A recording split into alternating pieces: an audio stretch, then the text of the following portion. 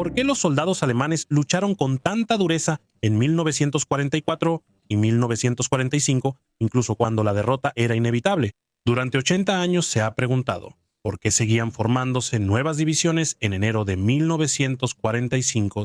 ¿Por qué la fase final de la guerra fue una batalla de aniquilación, no por territorio o victoria, sino por supervivencia? Los ejércitos del Reich dejaron de luchar como fuerzas convencionales y se convirtieron en formaciones móviles con un solo objetivo: retrasar la destrucción y llegar al oeste. Las medallas, la ideología y el territorio ya no importaban. Lo único que importaba era sobrevivir.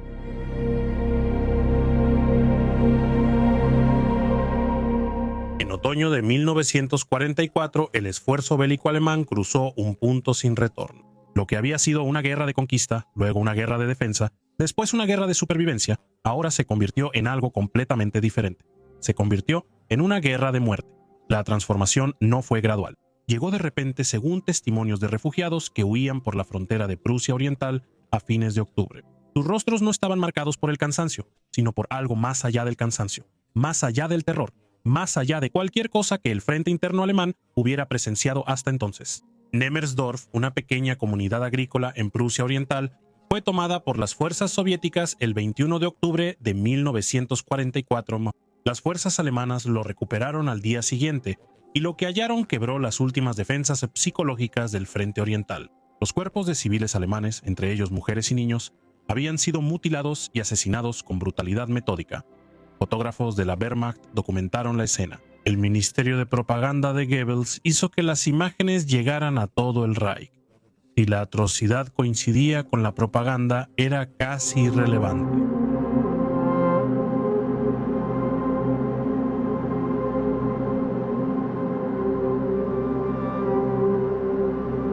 El daño psicológico fue total e inmediato. Nemmersdorf se convirtió en la única palabra que respondía a cualquier pregunta sobre lo que significaría rendirse ante el Ejército Rojo. Transformó un miedo abstracto en una certeza concreta.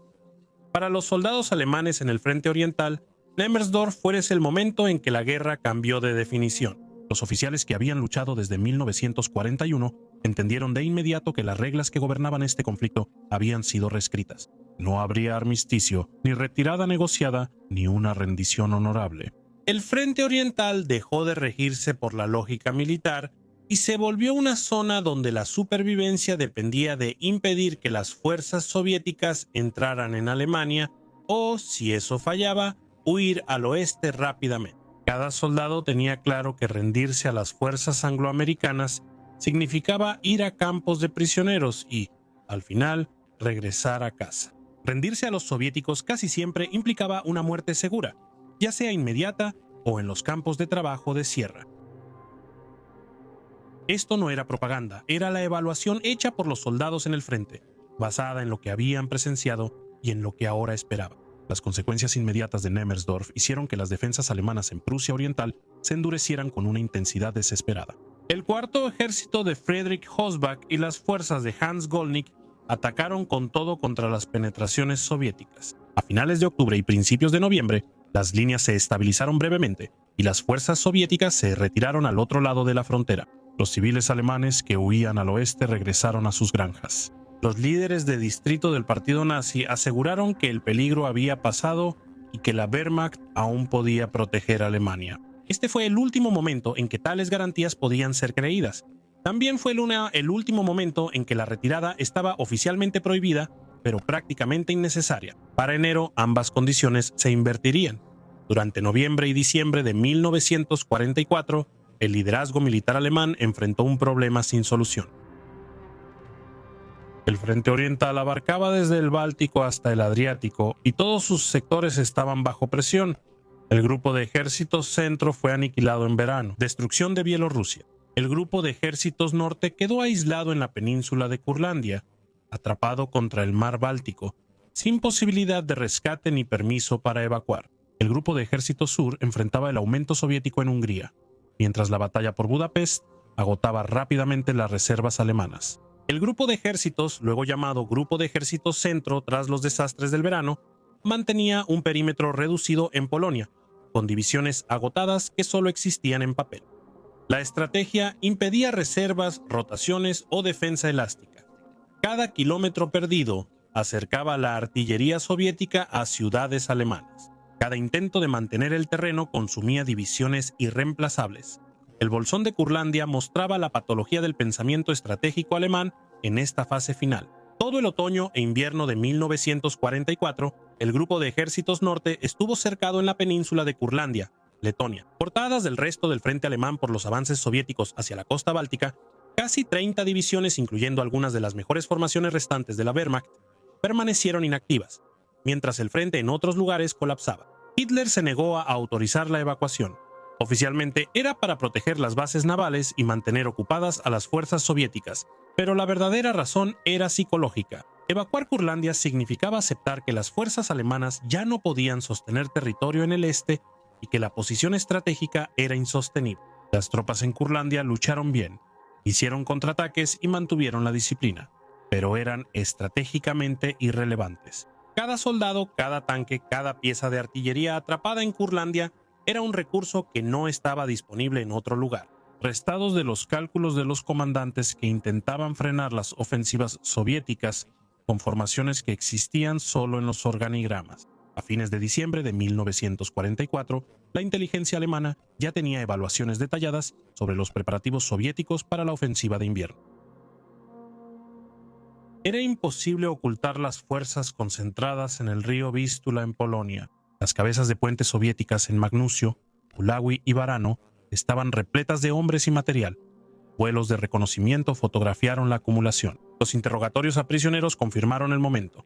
El alto mando alemán entendió que una ofensiva masiva era inminente, probablemente a mediados de enero. También entendieron que las fuerzas alemanas carecían de la fuerza para detenerla.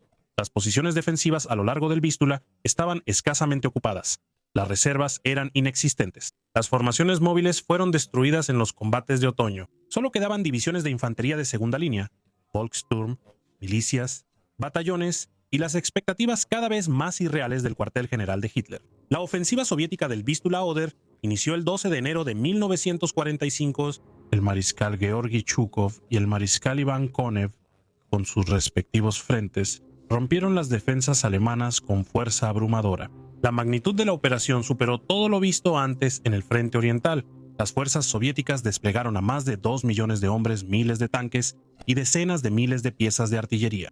Las fuerzas alemanas en la ofensiva eran menos de 400.000 soldados de combate, apoyados por divisiones solo de nombre. El avance se logró en 48 horas. El 15 de enero, los tanques soviéticos avanzaban rápidamente por la llanura polaca hacia la frontera alemana, imposibilitando la defensa improvisada de los comandantes alemanes. Enfrentando la ofensiva del Vístula-Oder, las unidades reportaron un colapso sistémico total. Las penetraciones soviéticas solicitaron permiso para retirarse, recibieron órdenes de mantener sus posiciones y luego se encontraron rodeados o superados antes de que llegaran las aclaraciones.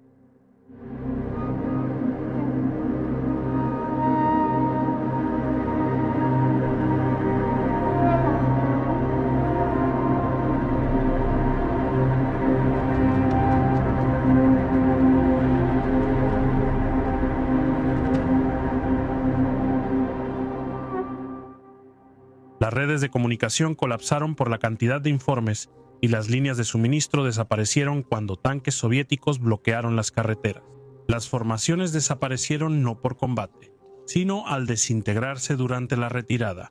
Los soldados dejaban el equipo para huir rápido, los oficiales perdían contacto y divisiones enteras se disolvían entre los refugiados.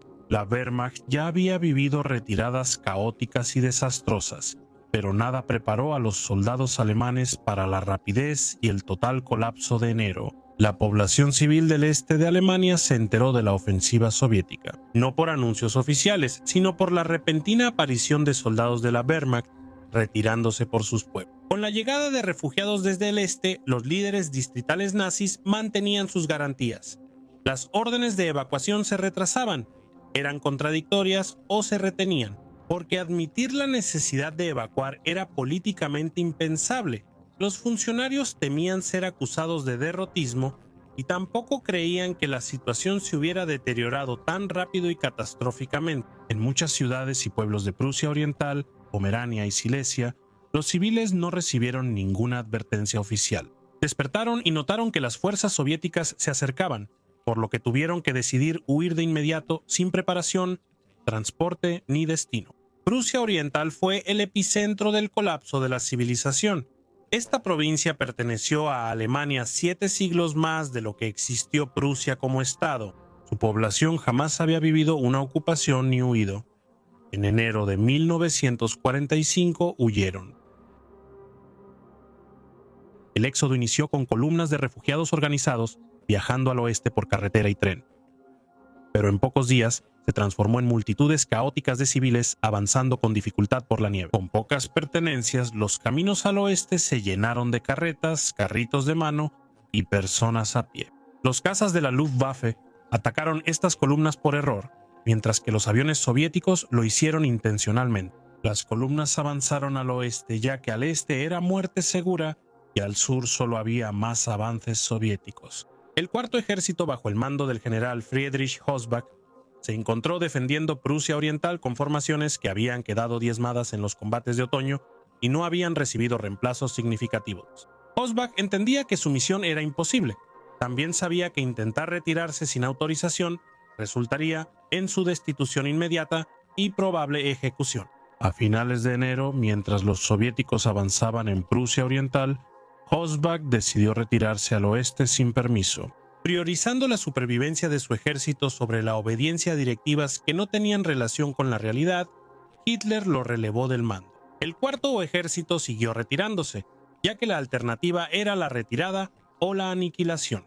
A principios de febrero de 1945, Prusia Oriental había quedado aislada del resto de Alemania. Las fuerzas soviéticas llegaron a la costa del Báltico cerca de Elbing, cortando el corredor terrestre. Las fuerzas alemanas en Prusia Oriental quedaron atrapadas en bolsas cada vez más pequeñas, presionadas contra el mar Báltico. La mayor de estas bolsas se formó cerca de Königsberg, capital provincial y centro histórico de la identidad prusiana. El segundo gran bolsón surgió en Heiligenbeil, un triángulo pantanoso al oeste de Königsberg, donde los restos del cuarto ejército defendieron posiciones. Un tercer bolsón cubría la península de Samland, una franja estrecha en el Báltico, valiosa por el puerto de Pillau, el último punto de evacuación disponible. Para las fuerzas alemanas y los civiles atrapados en el colapsante caldero de Prusia Oriental, el bolsón de Heiligenbeil se convirtió en una demostración concentrada de lo que significaba la defensa alemana en las últimas etapas de la guerra. El cuarto ejército y fuerzas asociadas, unos 100.000 soldados más rezagados y civiles, mantenían un perímetro de 40 kilómetros de ancho por 20 de profundidad. No tenían ningún propósito estratégico, no podían romper el cerco, no podían recibir refuerzos y no podían afectar el curso de la guerra de ninguna manera. Solo podían retrasar su destrucción mientras tuvieran municiones y raciones. Y al retrasar su destrucción, le dieron tiempo a los esfuerzos de evacuación naval para sacar a los civiles a través de Pillau. La defensa de Heiligenbeil no buscaba mantener el terreno, sino ganar tiempo en días, para que los barcos hicieran más viajes y así miles de refugiados llegaran a las zonas occidentales. Antes de que el cerco colapsara, las fuerzas soviéticas que rodeaban el bolsillo de Heiligenbeil no tenían ninguna prisa en reducirlo. Lo habían aislado y podían destruirlo cuando quisieran, pues las fuerzas dentro ya no amenazaban las operaciones soviéticas. Los alemanes dentro del cerco lo entendían perfectamente. También sabían que en el momento en que se rindieran, o en el momento en que el perímetro colapsara, todo hombre que no llegara al mar antes que la infantería soviética sería asesinado o enviado a campos de trabajo, de donde pocos regresarían. Este conocimiento produjo una intensidad peculiar en la resistencia. Los soldados alemanes no luchaban por Hitler, ni por el Reich, ni por alguna causa ideológica, sino porque luchar significaba ganar tiempo. Ganar tiempo les daba una oportunidad. Aunque fuera poca, la evacuación naval podía salvarlos antes del final. La defensa del bolsillo de Heiligenbeil duró desde finales de enero hasta marzo de 1945.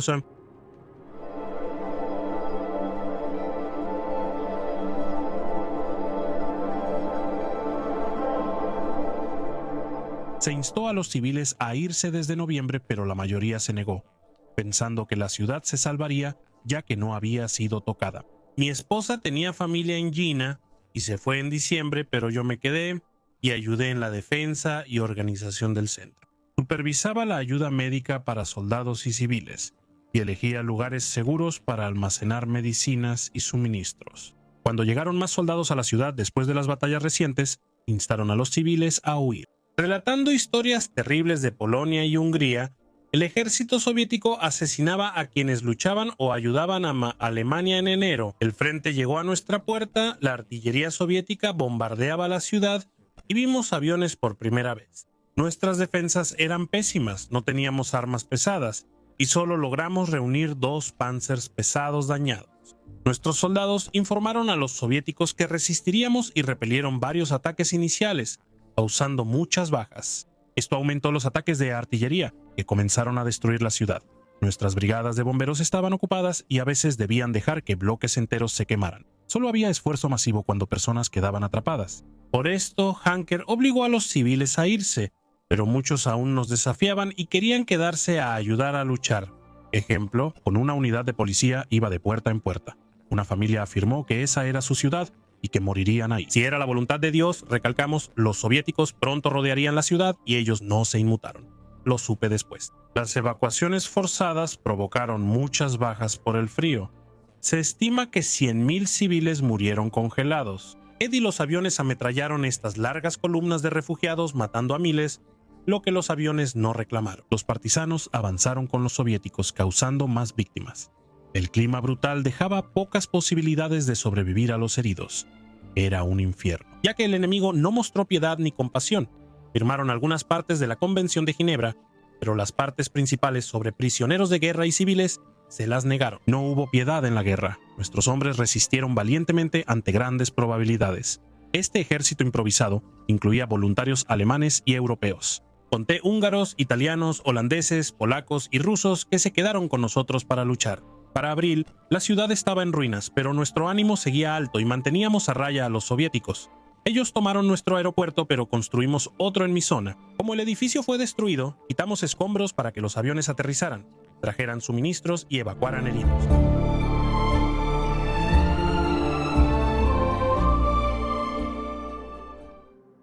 No hubo contraataques dramáticos, ni defensas legendarias, ni momentos de gloria en el campo de batalla. Consistía en soldados alemanes disparando hasta quedarse sin municiones, luego retirándose a la siguiente línea defensiva y repitiendo el proceso. La artillería soviética bombardeaba el Bolsón de manera metódica. La infantería soviética avanzaba por los pantanos congelados en asaltos planificados que desgastaban las defensas alemanas por pura cantidad de metal. A mediados de marzo, el Bolsón se redujo a un perímetro de cientos de metros. Los soldados alemanes abandonaron sus posiciones y corrieron hacia las playas de Pillau, esperando encontrar transporte a bordo de los barcos, que aún intentaban evacuaciones. Muchos lo lograron, pero la mayoría no. Cuando las fuerzas soviéticas tomaron las posiciones finales, el 29 de marzo, hallaron sobrevivientes exhaustos, incapaces de correr, y cuerpos congelados de quienes fallaron al llegar al mar. Königsberg resistió por más tiempo, pero cayó de manera más dura. La ciudad fue rodeada a finales de enero y sitiada durante febrero y marzo. Hitler la declaró una fortaleza, lo que significaba que su guarnición tenía prohibido rendirse o evacuar. El general Otto Lasch lideraba la defensa con 4 divisiones debilitadas, Volkssturm y diversas unidades formadas por personal de entrenamiento, escuelas y administrativos. Königsberg no tenía valor estratégico, su captura o defensa no afectaba nada. Las fuerzas soviéticas podrían haberla pasado por alto completamente y continuar hacia el oeste sin consecuencias. La eligieron porque Königsberg era la capital de Prusia Oriental. Su caída era simbólica y tomar una ciudad importante les daba experiencia. Para el asalto a Berlín, que todos sabían que se avecinaba. El sitio de Königsberg siguió la doctrina soviética de guerra urbana, refinada en Stalingrado y perfeccionada. Durante 3 años de combates urbanos, la artillería soviética demolió metódicamente la ciudad, bloque por bloque. La infantería soviética avanzaba tras la artillería, moviéndose en grupos pequeños y despejando edificios sistemáticamente. Los defensores alemanes se replegaron de los distritos exteriores al centro y luego al núcleo central, zonas fortificadas que pasaron a ser focos aislados de resistencia, resistiendo durante horas o días antes de ser superados. A inicios de abril, la ciudad era una ruina llena de cadáveres. Las fuerzas alemanas se rindieron el 9 de abril no porque lo eligieran, sino porque se habían quedado sin municiones, comida y espacio. La evacuación de Prusia Oriental por mar fue una de las mayores y menos recordadas operaciones de rescate marítimo. La Operación Hannibal, iniciada en enero de 1945, usó todos los buques navales alemanes para evacuar militares y civiles de los bolsillos colapsados de Prusia Oriental. Más de 2 millones de personas fueron evacuadas entre enero y mayo de 1945, transportadas a través del Báltico hacia puertos en Pomerania Occidental y Dinamarca. La operación tuvo éxito a pesar de los ataques de submarinos soviéticos, a pesar de los ataques aéreos soviéticos, a pesar de que los barcos sobrecargados se hundieron en tormentas invernales y a pesar de la completa ausencia de cobertura aérea naval. Tuvo éxito porque la alternativa a abordar un barco era quedarse en Prusia Oriental, y quedarse en Prusia Oriental significaba la muerte. El hundimiento del Wilhelm Gustloff el 30 de enero de 1945 ilustró la matemática de la desesperación. El crucero, convertido en buque auxiliar naval, zarpó de Gotenhafen con unos 10.000 refugiados y militares a bordo. Quizás más, nunca se estableció el número exacto. Un submarino soviético torpedeó el barco en el Báltico y más de 9.000 personas se ahogaron en aguas heladas. Es el desastre marítimo más mortal de la historia. La noticia del hundimiento se difundió entre los refugiados. Aunque intentaron llegar a los puertos de evacuación, continuaron avanzando hacia ellos. El cálculo era binario. Quedarse era muerte segura. Subir al barco daba alguna posibilidad de sobrevivir, aunque existiera riesgo de ahogarse. Frente a muerte segura o probable, los humanos siempre eligen la probable. La península de Samland, el último territorio de Prusia Oriental en manos alemanas hasta abril de 1945, se volvió un campo de exterminio de horror concentrado. Las fuerzas soviéticas avanzaron hacia el oeste a lo largo de la estrecha península, hacia Pilau, comprimiendo a las formaciones militares alemanas y a los refugiados civiles en un perímetro cada vez más reducido. La única salida era por mar. Los barcos de evacuación hicieron sus últimos viajes bajo ataques aéreos, llevando refugiados desde las playas. La artillería soviética atacaba los puntos de embarque, mientras los alemanes daban cobertura hasta que zarparon los últimos barcos. Luego intentaron escapar o se rindieron a los soviéticos. Unidades, al saber que ser capturados era muerte segura, agotaron munición y luego se suicidaron. Las posiciones alemanas finales en la península de Samland fueron invadidas a finales de abril.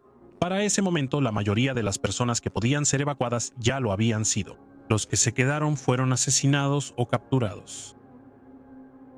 Paralelamente al desastre de Prusia Oriental, las fuerzas soviéticas avanzaron hacia el oeste, cruzando Pomerania, hacia la costa báltica, con el objetivo de aislar a las fuerzas alemanas que aún resistían en la región y asegurar los accesos a Berlín. La ofensiva de Pomerania Oriental inició a fines de febrero de 1945, con superioridad soviética en tropas y equipos sobre las fuerzas alemanas. La defensa de Pomerania estaba compuesta por divisiones debilitadas del Segundo Ejército y formaciones diversas reunidas bajo el recién creado grupo de ejércitos. El Vístula, bajo el mando de Heinrich Himmler, sin experiencia militar, fue un reflejo del deterioro del control de Hitler sobre la estrategia.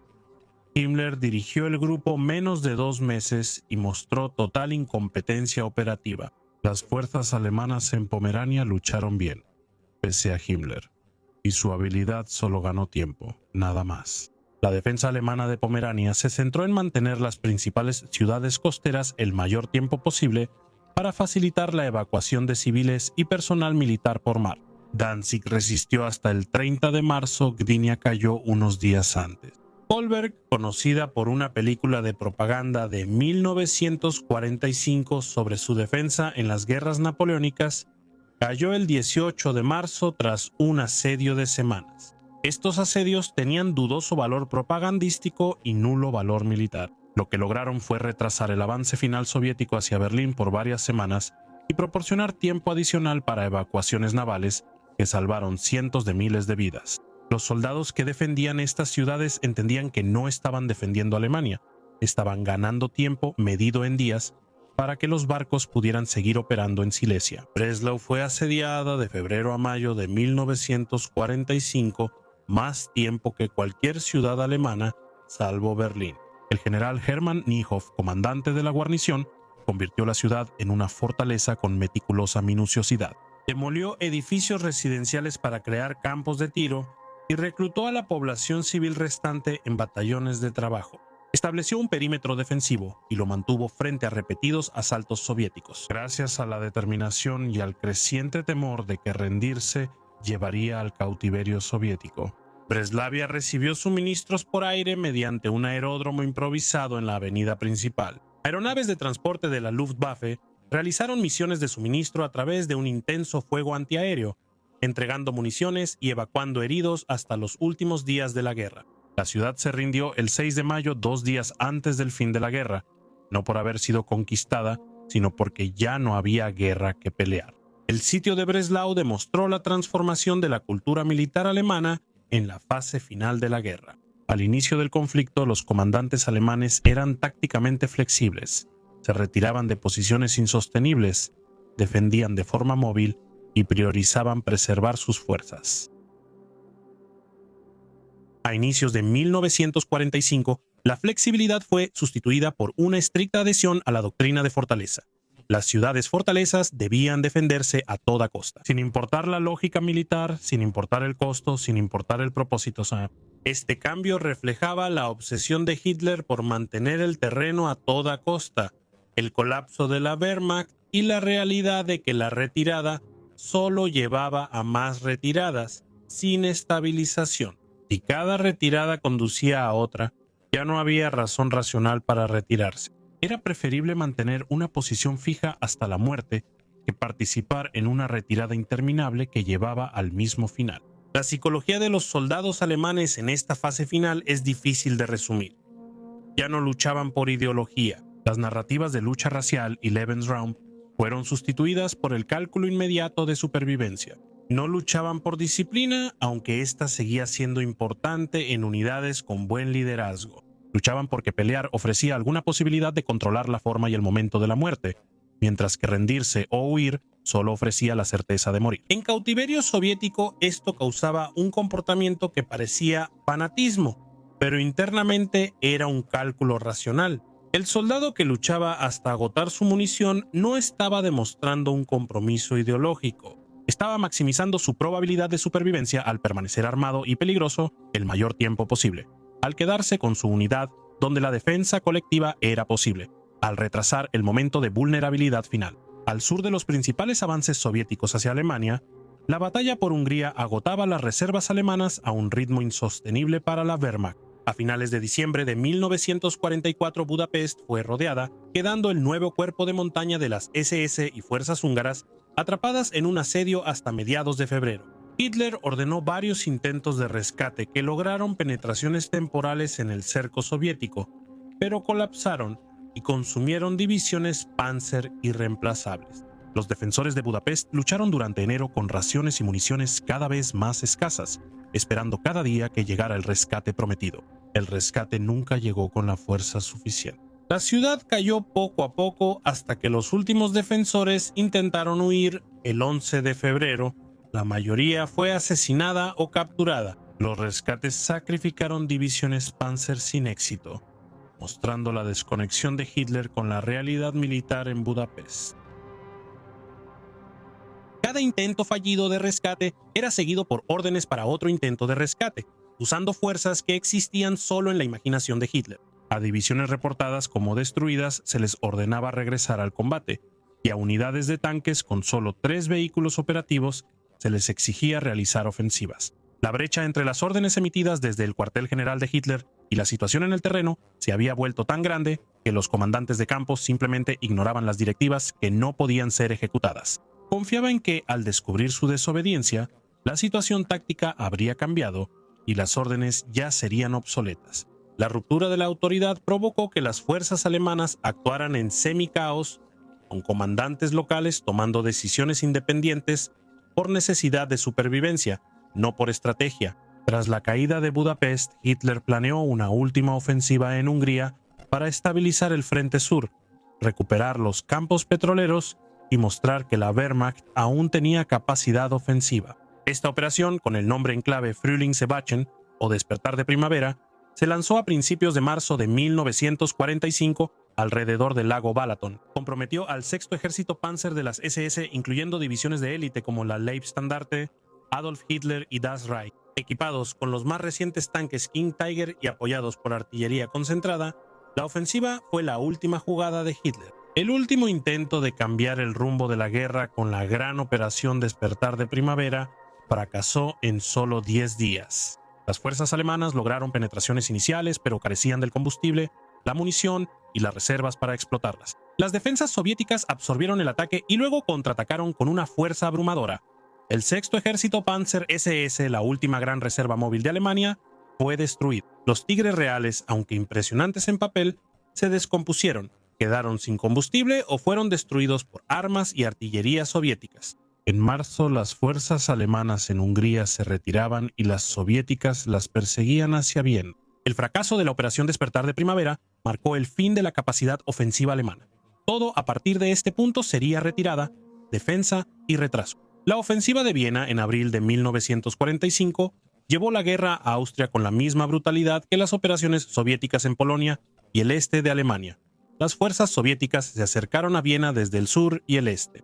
Fuerzas alemanas. La defensa de la ciudad consistía en los restos exhaustos de las formaciones que se habían retirado de Hungría, además de batallones de Volkssturm y unidades diversas reunidas de bases de entrenamiento e instalaciones de retaguardia. Defender Viena no tenía sentido estratégico, la ciudad era indefendible y su caída no frenaría mucho a los soviéticos. Lo que logró la defensa fue la destrucción de la ciudad a través de combates callejeros y la muerte de miles de soldados y civiles. ¿Quiénes habrían sobrevivido si Viena fuera ciudad abierta?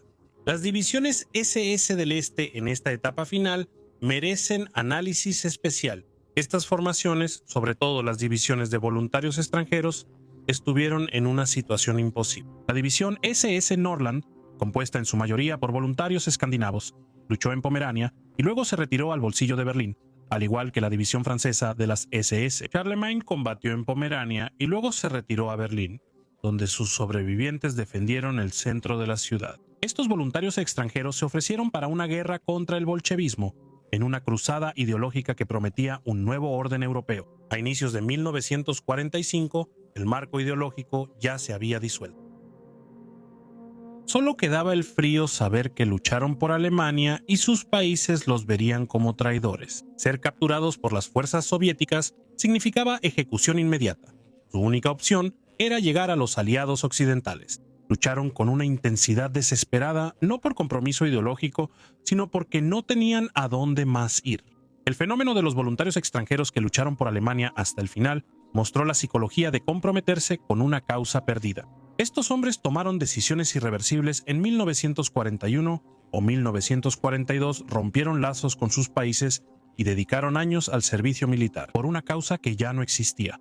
Para 1945 no podían retractarse de sus decisiones anteriores, no podían regresar a casa, no podían rendirse sin enfrentar una ejecución segura. Solo les quedaba seguir luchando hasta morir, ser capturados por las fuerzas aliadas occidentales o esperar el fin de la guerra para intentar escapar. Esto creó una forma peculiar de fanatismo que parecía un compromiso ideológico, pero en realidad era pura necesidad. Combatían como fanáticos porque la otra opción era morir de inmediato. Los soldados regulares de la Wehrmacht tenían restricciones parecidas, pero menos estrictas. Un soldado alemán podía, en teoría, rendirse ante las fuerzas soviéticas y sobrevivir al cautiverio, aunque las tasas de supervivencia en los campos soviéticos eran notoriamente bajas. Un soldado alemán en el frente occidental podía rendirse ante estadounidenses o británicos con confianza de sobrevivir y ser repatriado. El soldado del frente oriental evaluaba siempre dónde tenía más probabilidades de sobrevivir.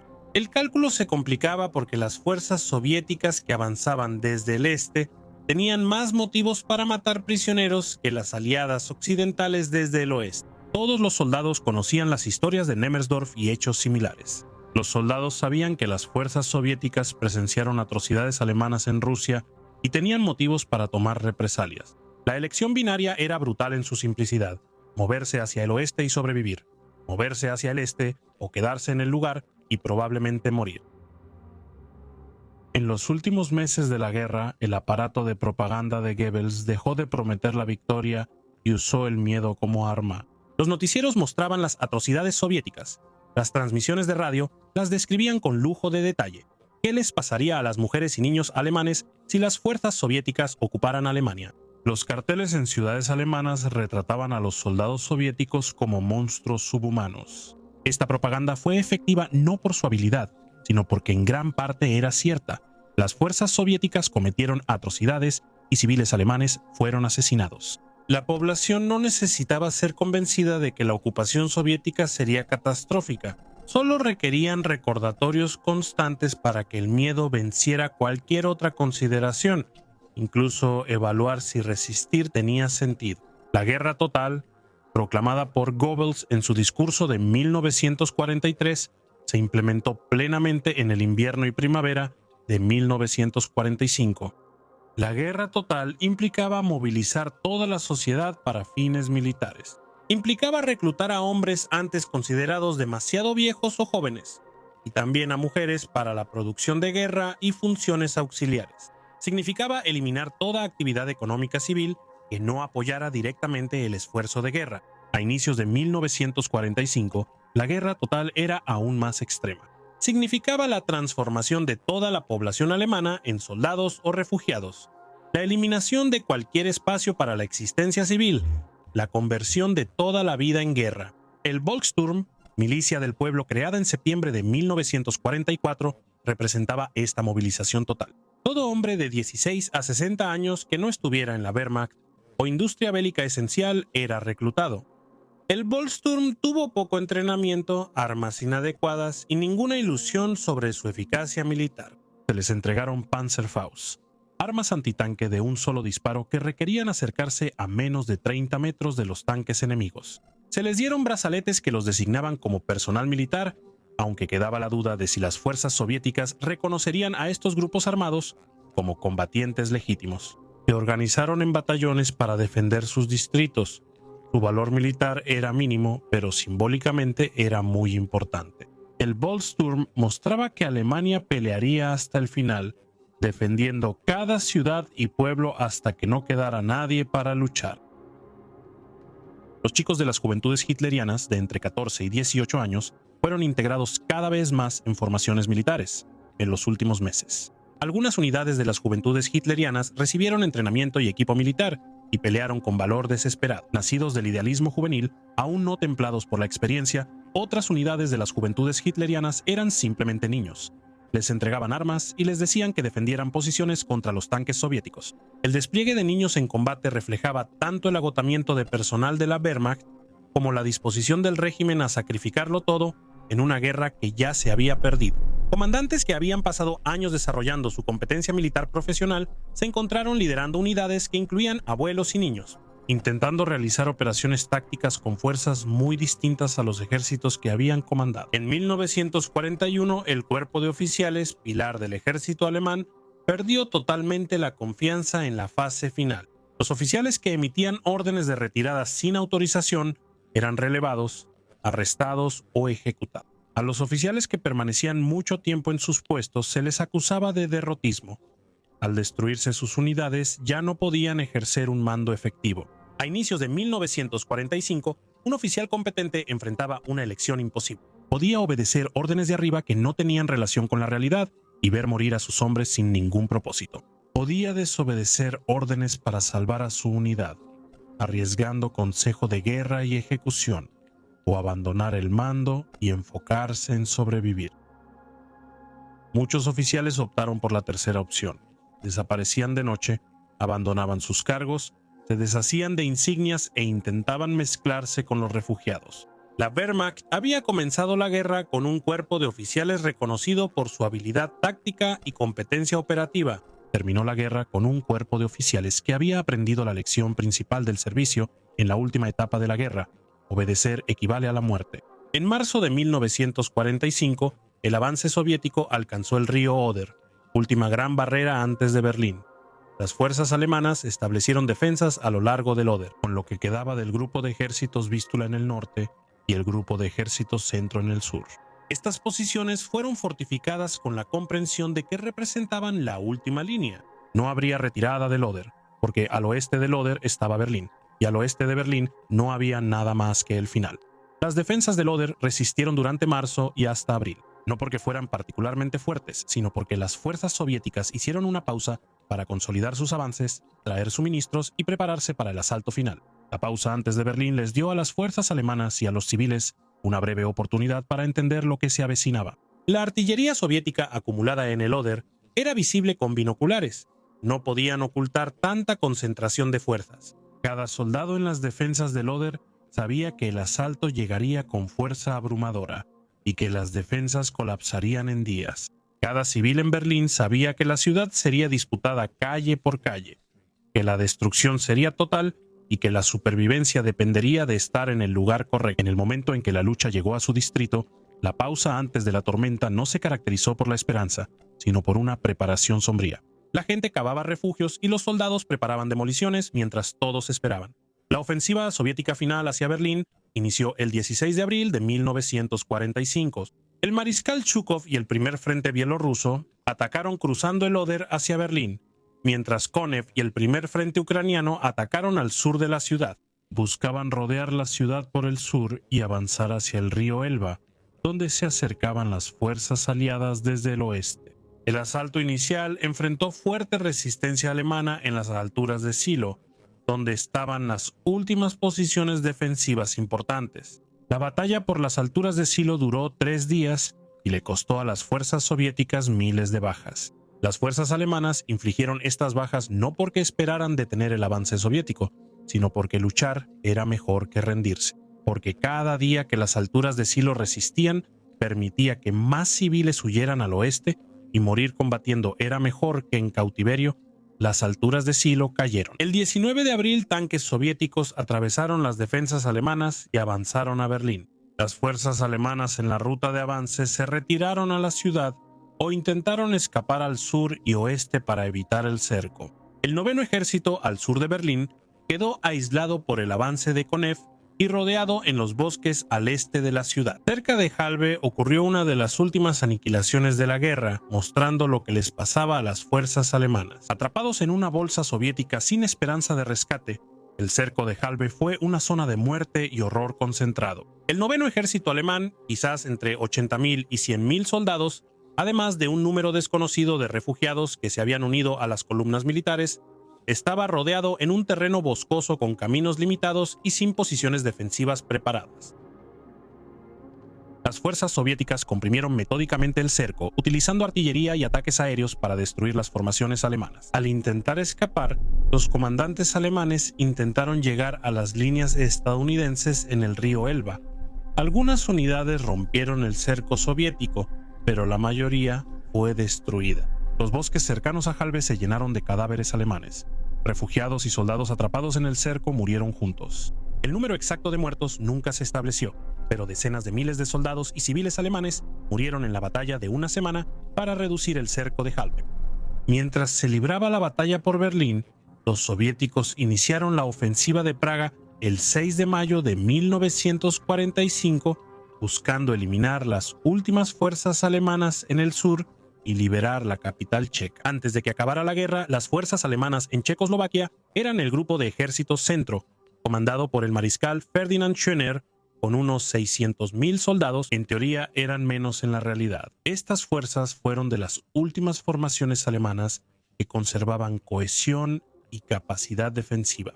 También estaban posicionados geográficamente de tal manera que, en teoría, podían retirarse hacia el oeste para rendirse ante los estadounidenses, en lugar de rendirse ante las fuerzas soviéticas. Esta posibilidad influyó en todas las decisiones de los comandantes alemanes en los últimos días. Las fuerzas alemanas en Checoslovaquia tuvieron la misma elección que en otros lugares. A inicios de mayo de 1945, podían rendirse a los soviéticos y arriesgar la vida, o intentar llegar a las líneas estadounidenses para sobrevivir.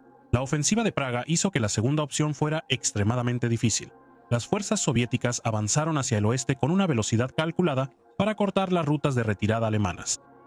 Las fuerzas alemanas que intentaban retirarse de Checoslovaquia se encontraron compitiendo contra columnas de tanques soviéticos por el control de los pasos montañosos que llevaban a Baviera y Austria. Algunas formaciones alcanzaron las líneas estadounidenses, otras fueron destruidas por los soviéticos y otras se rindieron ante los checos. El destino de los partisanos que se sublevaron en Praga dependía de qué grupo los capturara y su estado de ánimo. La batalla por Berlín en sí fue tanto el clímax simbólico de la guerra en Europa como una atrocidad militarmente sin sentido. La ciudad carecía de valor estratégico. Tomarla no acortaría la guerra ni su defensa tenía propósito militar. Las fuerzas alemanas que defendían Berlín eran restos de la Wehrmacht, SS de frentes colapsados. batallones Volkssturm, juventudes hitlerianas y tropas de escuelas y oficinas administrativas. Frente a esta defensa improvisada, las fuerzas soviéticas mostraron gran superioridad en artillería, blindados e infantería, con una crueldad surgida de 4 años de guerra y el deseo de acabar el trabajo. Al izar la bandera soviética sobre el Reichstag, la batalla por Berlín siguió el patrón de la guerra urbana soviética, perfeccionado a lo largo de años de combates en ciudades. La artillería soviética destruía distritos antes de que la infantería avanzara en pequeños grupos, limpiando edificio por edificio. Metódicamente, los defensores alemanes retrocedían de distrito en distrito, de bloque en bloque, de edificio en edificio, lanzando contraataques ocasionalmente. Eso estabilizaba brevemente algunos sectores, pero no lograban nada más que retrasar lo inevitable. Durante horas, la defensa de Berlín mostró actos aislados de valor desesperados sin impacto en el resultado. Un joven de las juventudes hitlerianas destruyendo un tanque soviético con un Panzerfaust no hacía diferencia.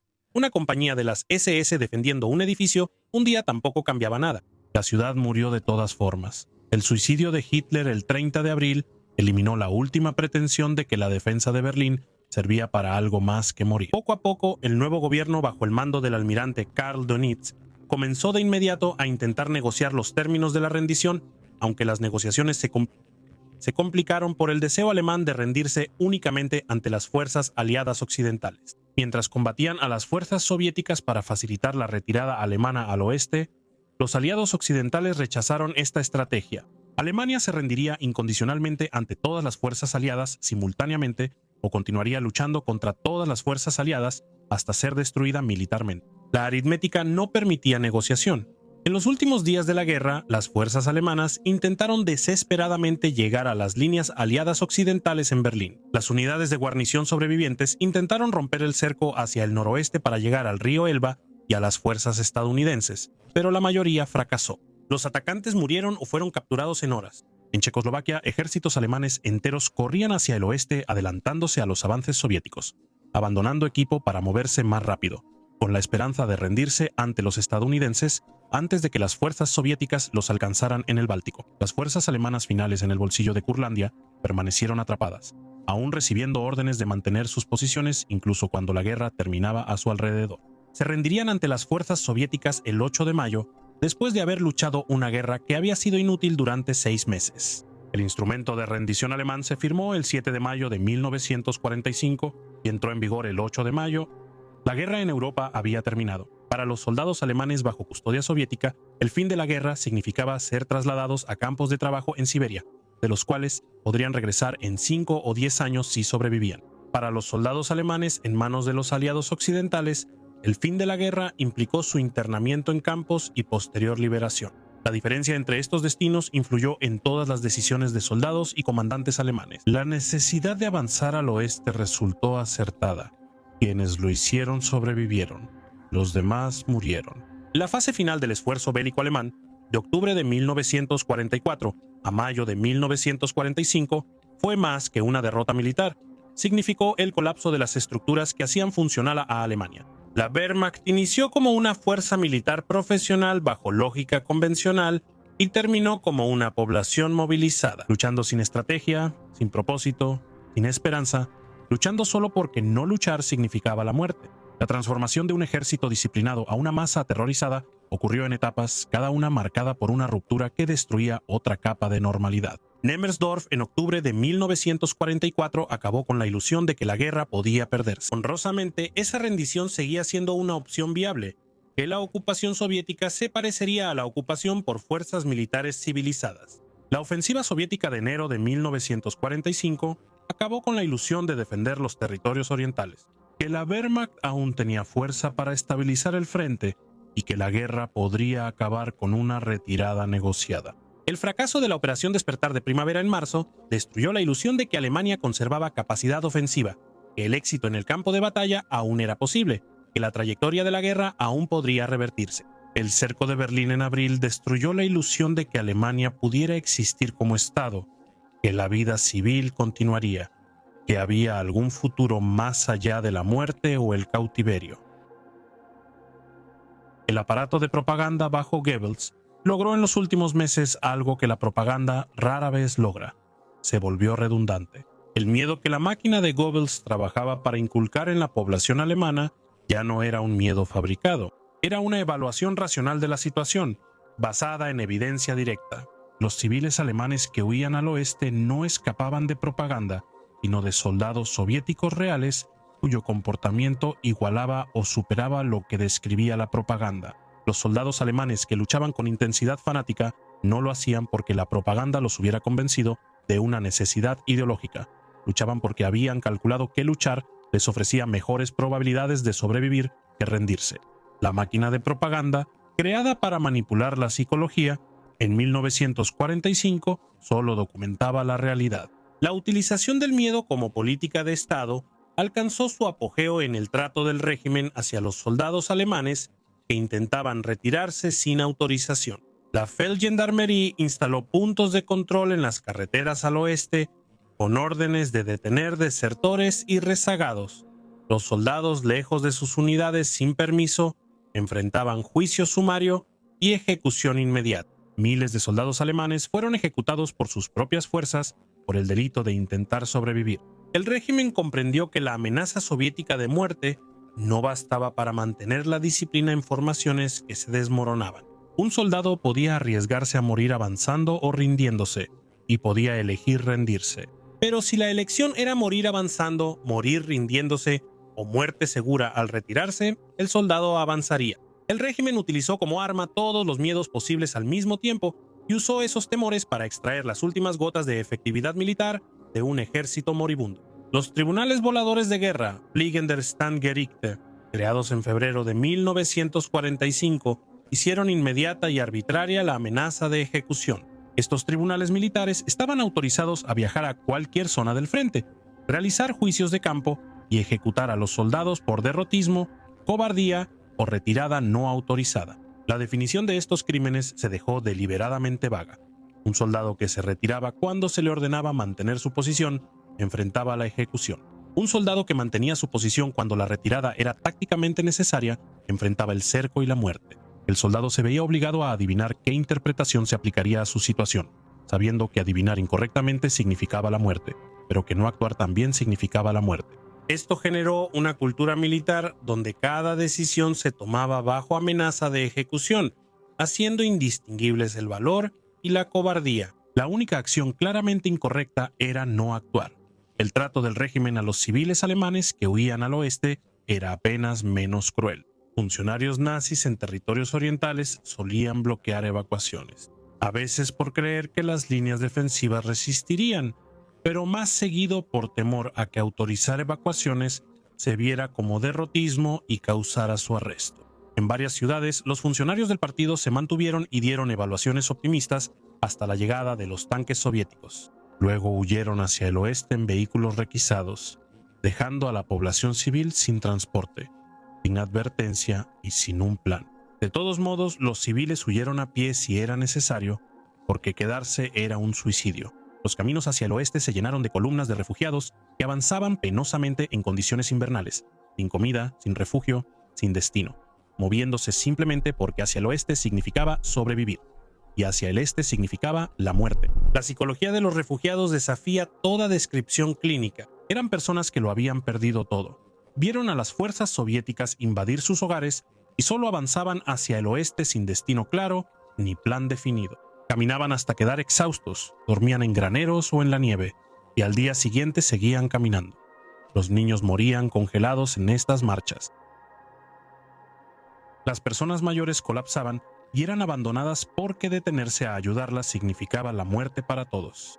Las columnas avanzaban sin importar nada, porque avanzar significaba ir hacia el oeste, y el oeste era la supervivencia. Las columnas avanzaban mecánicamente, sin esperanza ni emoción, solo moviéndose porque eso era vivir y detenerse significaba morir.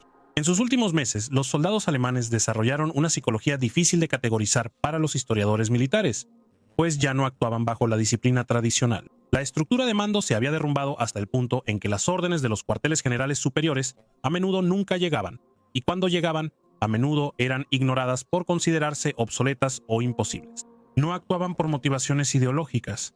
Las grandes narrativas de lucha racial se desvanecieron ante la artillería, el fuego y los tanques avanzando. Actuaban bajo una forma de instinto colectivo de supervivencia que en apariencia externa se parecía a la disciplina militar, pero internamente era bastante diferente.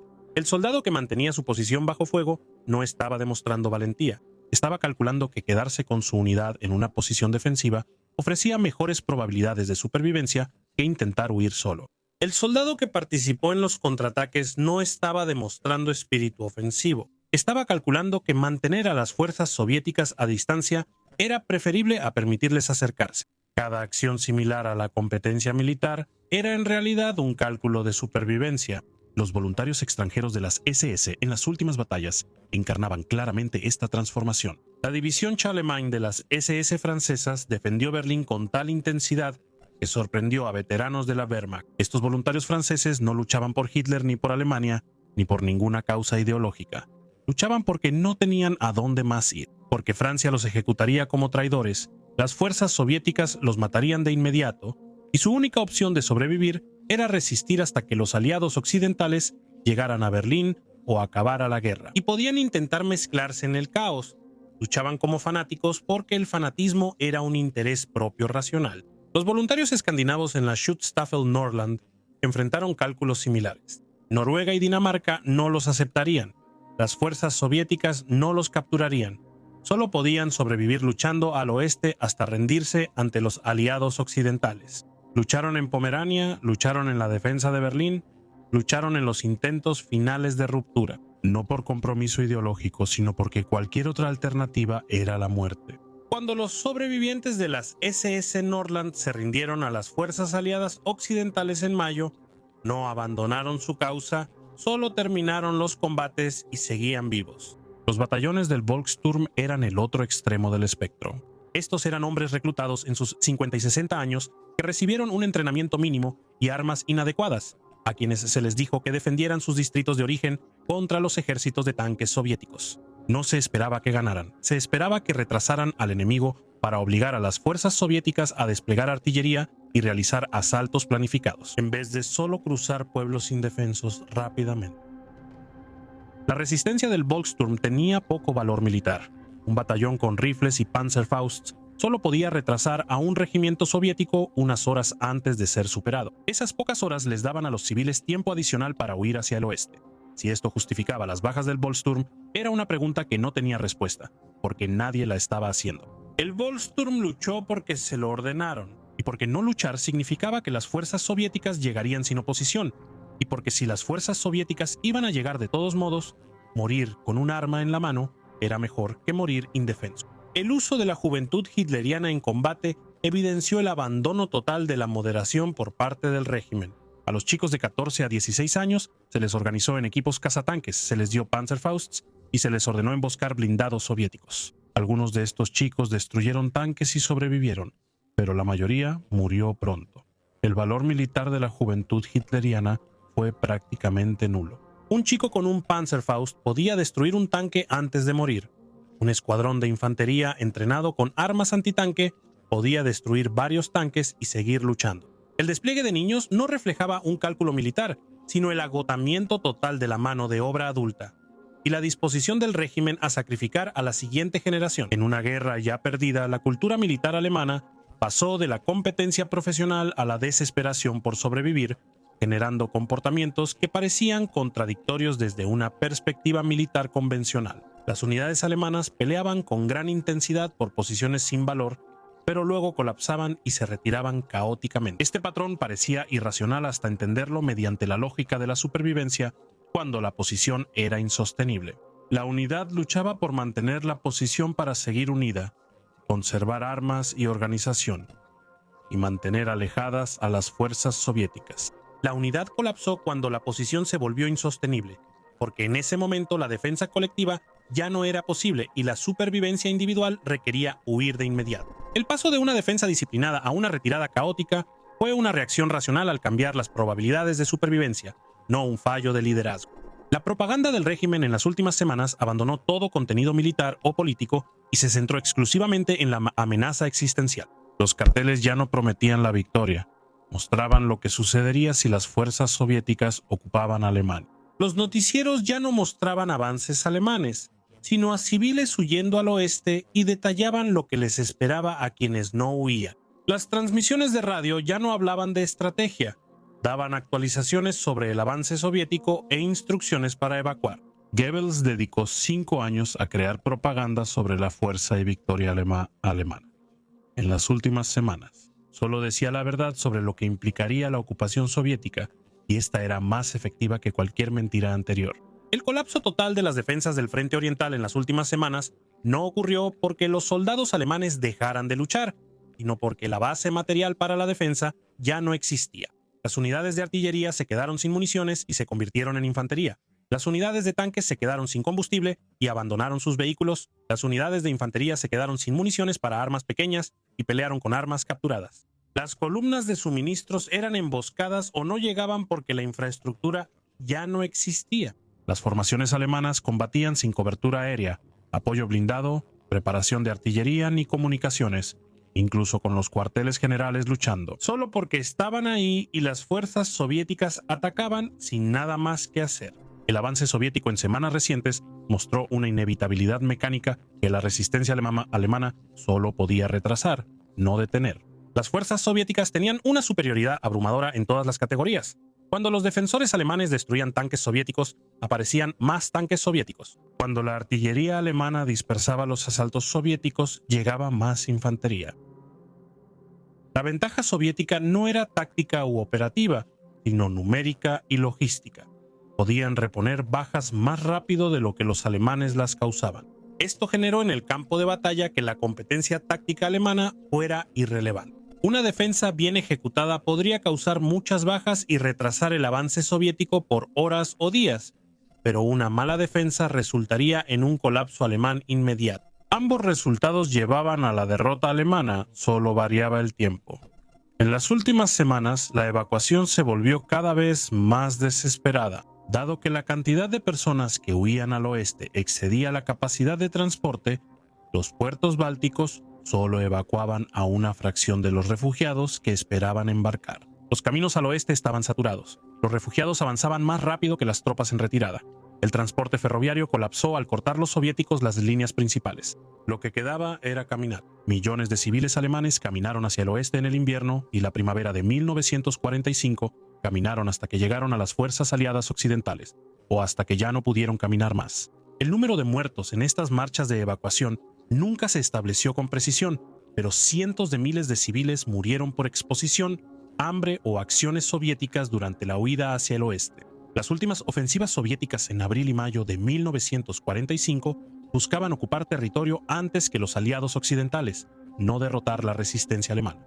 Las fuerzas soviéticas avanzaron rápidamente hacia el oeste, al río Elba, Berlín y Praga, sin importar las resistencias alemanas. Las fuerzas alemanas que querían rendirse al final ante los soviéticos a menudo veían que estos no se detenían para aceptar su rendición. Las columnas de tanques soviéticos simplemente rodeaban las formaciones alemanas, dejándolas para que se rindieran ante la infantería que venía detrás o intentaran huir hacia el oeste. Por delante de los siguientes escalones soviéticos, la guerra se había convertido en una carrera.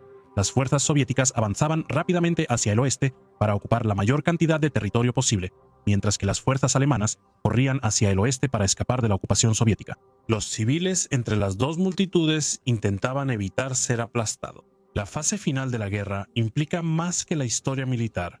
Aborda cómo colapsan sociedades y cómo actúan las personas cuando desaparecen las estructuras civiles. A inicios de 1945, la población alemana vivió algo único en la historia moderna: el colapso total y simultáneo de la defensa militar, la autoridad estatal, la economía y el orden social. No fue un declive gradual, sino un fracaso sistémico y rápido, donde todas las instituciones que daban estabilidad y estructura dejaron de funcionar. En cuestión de semanas, en este entorno, el comportamiento humano volvió a los imperativos fundamentales de supervivencia. La gente se movió hacia el oeste porque el oeste significaba supervivencia. La gente se quedaba con los grupos porque los grupos ofrecían protección.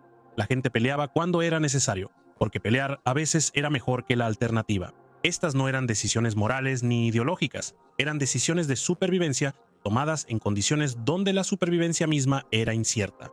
La transformación del esfuerzo bélico alemán de una empresa militar en 1939 a una nación en fuga en 1945 muestra un descenso por etapas cada vez más desesperadas. La Wehrmacht en 1939 libraba guerras de maniobra con gran táctica y flexibilidad operativa. La Wehrmacht de 1941 libraba una guerra ideológica de aniquilación en Rusia, pero aún operaba dentro de marcos militares reconocibles. En 1943, la Wehrmacht luchaba defensivamente con habilidad táctica, pero sufría agotamiento estratégico. La Wehrmacht en 1945 luchaba en una guerra que ya no era convencional. La supervivencia armada era colectiva e individual, y la organización militar solo persistía donde ayudaba a sobrevivir, disolviéndose donde no. ¿Por qué las fuerzas alemanas siguieron luchando los últimos meses si la derrota era segura y solo quedaba sobrevivir? La rendición ha causado amplio debate histórico. La respuesta no está en ideología o disciplina, sino en la lógica binaria de sobrevivir cuando rendirse a los soviéticos era casi morir. Un soldado alemán en el Frente Oriental en abril de 1945 enfrentaba un cálculo claro: si luchaba y moría, estaba muerto. Rendirse ante los soviéticos significaba probablemente morir en cautiverio, llegar a los aliados occidentales, sobrevivir. Por lo tanto, luchar era racional si luchar ofrecía alguna posibilidad de retrasar la captura por parte de las fuerzas soviéticas o de llegar al territorio controlado por los aliados occidentales. Este cálculo producía un comportamiento que parecía fanatismo, pero en realidad era frío. Se llamaba interés propio racional. El régimen entendía este cálculo y lo explotaba sin piedad.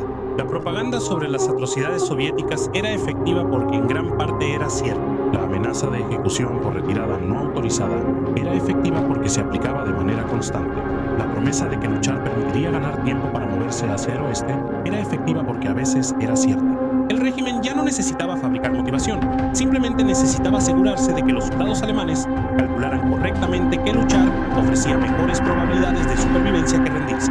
Luego, dar suficientes ejemplos de ejecución para evitar que la retirada no autorizada se viera como una tercera opción.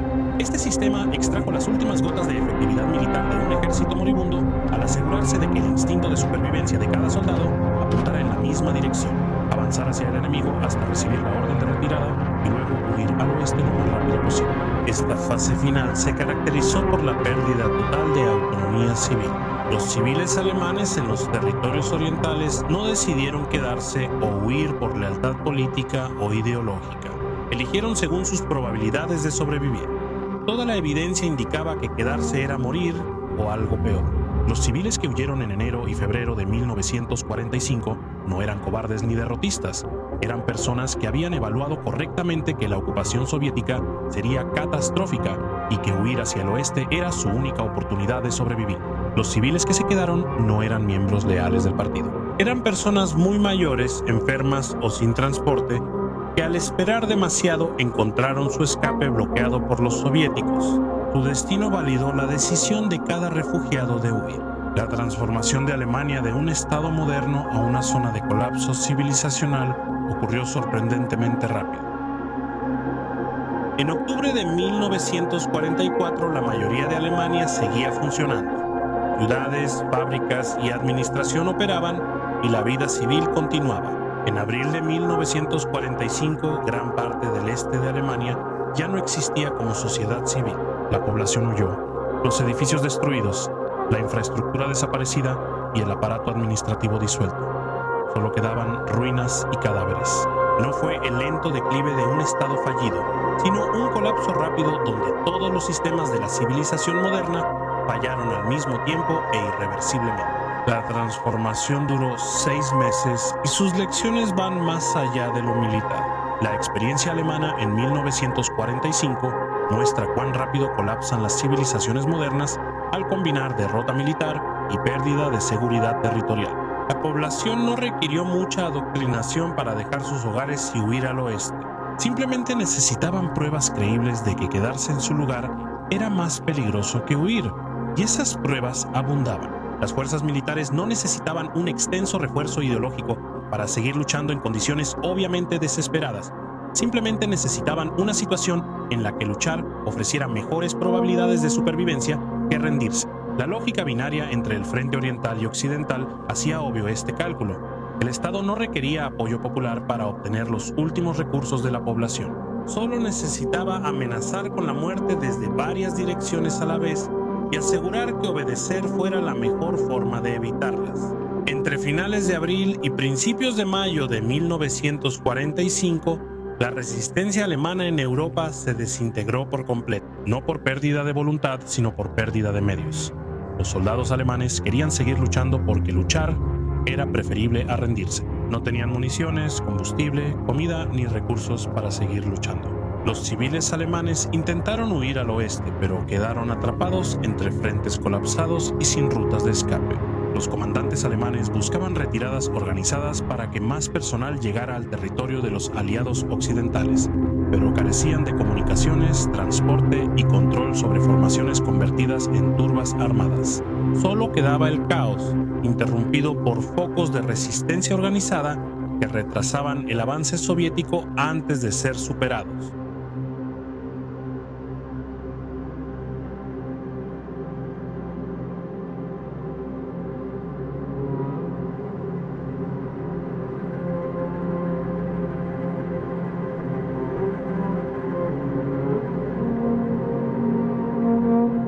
Así concluimos el video. Espero que te haya interesado y aprendido algo nuevo. Si te gustó, deja un like y suscríbete. De verdad ayuda mucho al crecimiento del canal y aprecio a cada uno de ustedes que apoya el trabajo que hago aquí. Gracias por ver y nos vemos en el próximo video. Cuídense y hasta pronto.